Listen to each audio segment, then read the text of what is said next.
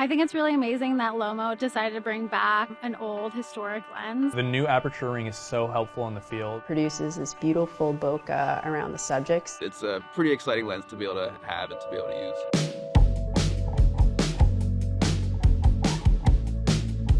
Hi, my name is Julia Kroshlov, and I'm a photographer based in Brooklyn, New York.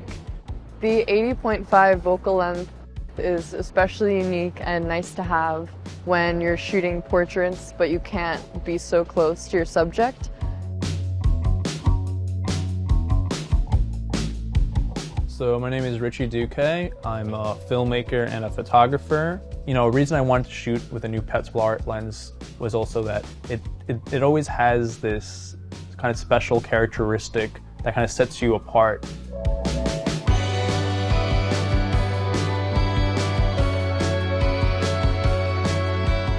My name is Jeffrey Berliner. I'm the Executive Director of the Penumbra Foundation in New York City. The thing about the Petzval lens is that it's many lenses in one. So the Petzval has a curved field. It's called the Petzval effect. Now, back in the 19th century, they would use a lens that would cover much more than the lens was used for because the curved field created this sweet spot in the lens that was sharp.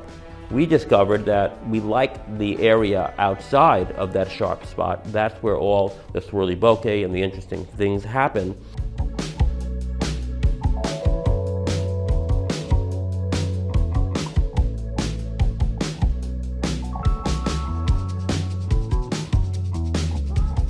My name is Marcus Russell Price. I'm a photographer and videographer living in Brooklyn, New York. Until now, you'd have to go and hunt for some of these ancient lenses that are really hard to find.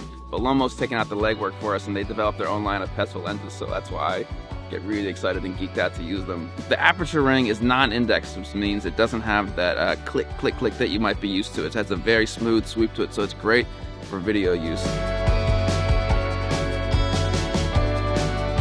Bokeh control was designed to have a dial-in or a different amount of bokeh that can be used or changed according to how much you turned the dial on the lens from the least amount of bokeh of 1 to the most amount of bokeh of 7.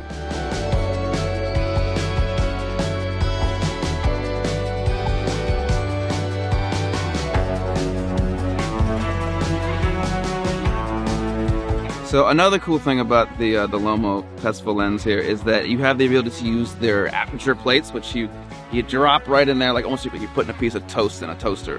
And that affects sort of like your bokeh shape. They have lots of different shapes like hearts and stars and like more abstract things. But it's cool because it kind of adds an unpredictability to what you're shooting because, I mean, who else does that? I've never seen that before.